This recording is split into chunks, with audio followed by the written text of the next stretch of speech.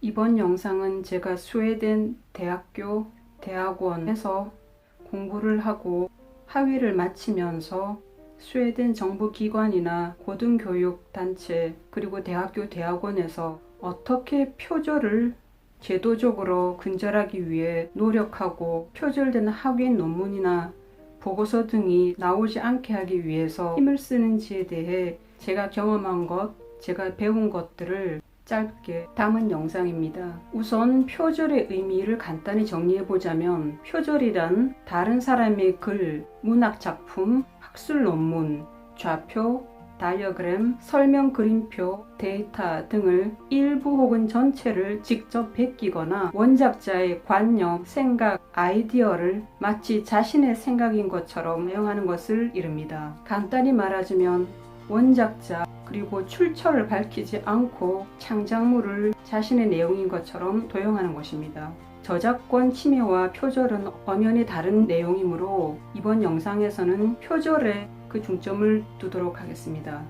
여기서 더 중요한 것은 원작자의 이름과 출처를 밝힌다 하더라도 표절로부터 자유로워질 수는 없습니다. 왜냐하면 비록 자기 이름으로 학술 논문이나 보고서를 낸다고 하더라도 자신 논문의 핵심 내용이나 대부분이 분량이 다른 원작자로부터 따온 것이라 이것 역시 표절로 간주됩니다. 표절의 대표적인 예로는 첫째, 다른 원작자의 글, 학술 논문을 아무런 인용 표시 없이 토시 하나 바꾸지 않고 그대로 복사해서 자신의 글인 것처럼 쓰는 것입니다. 두 번째 표절의 예로는 비록 출처를 밝힌다 하더라도 다른 원작자의 글을 옮겨 쓰면서 몇 개의 단어만 바꾸어서 다른 단어로 덮쳐 쓰는 경우입니다. 세 번째 표절의 예로는 타 외국어로 쓰여진 논문이나 글을 번역을 하여 번역된 글을 사용하고 다른 원작자의 글을 번역하여 사용할 경우 역시 표절로 해당됩니다. 그 다음 표절의 예로는 비록 다른 원작자의 글을, 단어를 그대로 복사나 단어 바꿔치기를 하지 않았다 하더라도 그 관념이나 아이디어가 다른 작가의 것이라면 그것 역시 표절로 간주됩니다. 그 다음 또 대표적인 표절의 예로는 여러 논문들과 인터넷 자료들을 잘라서 부분 합쳐서 마치 자신의 글인 것처럼 쓸 경우도 표절로 해당됩니다. 그 다음 또 많은 사람들이 쉽게 실수할 수 있는 표절의 예로는 자신이 예전에 쓴 보고서나 학술 논문들 내용을 다시 중복해서 쓰는 경우인데, 이때 역시 아무리 작가가 자기 자신이라 할지라도 예전 논문이나 보고서의 출처를 꼭 밝히고 인용 표시를 해야 됩니다. 이상이 표절의 정의 그리고 대표적인 표절의 예였습니다. 영상 첫 부분에서도 미리 말씀드렸듯이 물론 표절의 책임과 의무는 글을 집필하는 본인에게 있습니다. 아마 많은 분들이 공감하고 계실지 모르겠지만 가끔은 표절인지 아닌지 표절 전반에 관한 정확한 교육이나 정보가 그리 충분하지 않다라는 것을 참 많이 느꼈습니다. 제가 스웨덴에서 대학교부터 대학원 공부를 하면서 표절이라는 문제를 다른 관점에서 바라보고 제도적으로 이를 지향하려고 노력하는 스웨덴 대학교의 노력들을 오늘은 제 구체적인 경험을 곁들여서 말씀드려 보려고 합니다. 왜냐하면 결론적으로 말씀드리자면 제가 스웨덴 재학 시절 느꼈던 것은 물론 학생 하나하나 연구 논문을 쓰는 교수 모두의 책임과 우리의 의무라는 것은 너무나 당연한 사실이지만 학교 당국에서도 표절된 학위 논문이 통과될 수 없도록 제도적으로 자체 내에서 자정 능력을 강화하는 것도 하나의 의무라고 생각을 했습니다. 표절의 유혹에서 표절의 위험, 표절을 줄이기 위해서는 지식의 향연, 지식을 키워내고 지식을 이 사회에 계속 공급해야 하는 대학교 자체도 큰 무게를 두고 투자를 해야 되는 부분이라고 생각을 합니다. 즉 대학교 내에서도 자체적으로 정확하게 배출되는 논문, 보고서, 과제물들을 자정 검색할 수 있는 능력을 꾸준히 길러내야 된다고 생각을 합니다.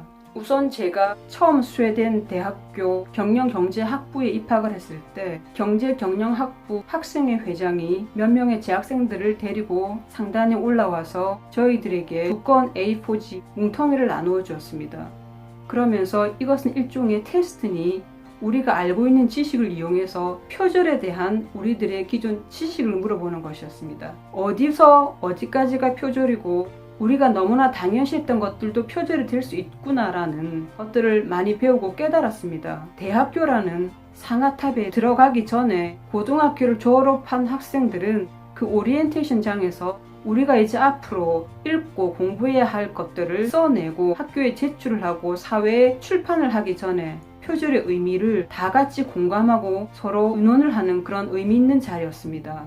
그리고 또 스웨덴에서는 시험장에 가서 시험을 치는 경우도 있고 24시간 오픈된 시간 동안 집에서 자신들이 시험을 치고 그것을 제출하는 그런 집 시험이라는 형식이 하나 있는데 스웨덴 말로는 햄텐따는 책을 찾아가면서 시험을 칠 수 있는 방식으로 진행이 됩니다. 그럴 경우에도 이것이 비록 시험지 답안이라 할지라도 항상 출처를 정확하게 표시하고 그리고 시험지 답안을 냅니다. 시험지 답안을 해당 교수님께 제출하거나 저희들의 과제물이나 보고서를 해당 교수님께 제출할 때도 메일로 그냥 제출을 하는 게 아니라 제가 다니던 대학교에서는 제출하는 그 홈페이지에 저희들이 과제물을 파일로 전송을 하면 그 전송된 파일이 해당 교수님께 곧바로 들어가는 게 아니라 중간에 표절 검색기 프로그램 안으로 다 들어가게 됩니다. 이 표절 검색기는 학생들이 낸 과제물, 시험 답안, 보고서들을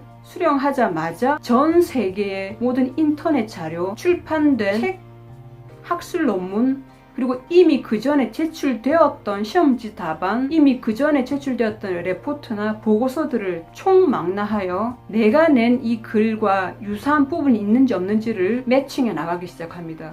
학생들이 낸 그 과제물이나 보고서의 글들이 전 세계 인터넷 자료, 학술 자료, 그리고 그 학생이 그 전에 냈던 시험지 답안, 과제물, 그리고 스웨덴 전체 내에서 그 어떤 사람이 그 전에 이런 유사한 내용의 글을 썼는지를 다 매칭을 한 다음에 만약에 표절의 의심이 있으면 그 부분은 표시가 되어서 마지막으로 해당 교수님께 보내어집니다. 그러니까 학생들이 낸 과제물들은 이 표절 검색기를 통해서 표절 검색기가 최종적으로 평가하는 평가물과 함께 해당 교수님께 발송이 됩니다. 그러면 이 해당 교수님은 과제물을 받고 그 다음 이 과제물이 표절 검색기를 통해 어떤 평가가 나왔는지 그 두 개를 같이 보시게 됩니다. 만약에 제출된 보고서나 시험 답안지가 표절 검색기의 통과를 무사히 했다면 그제서야 교수님의 점을 받게 됩니다. 만약 표절 검색기가 한 학생의 과제물을 교수님께 발송할 때 이러이러한 부분은 표절의 의심이 있으니 체크해 보시오라는 메모가 들어가게 되면 교수님은 즉각 이 학생의 과제물, 논문, 시험 답안지를 표절 검색기가 찾아온 다른 원작자의 글과 비교를 해 나가게 됩니다. 표절 의혹이 있을 경우에는 다시 학생에게 연락을 한 다음에 다시 글을 쓰도록 다시 제출하도록 한다든지 차후 어떤 조처를 취하시게 됩니다.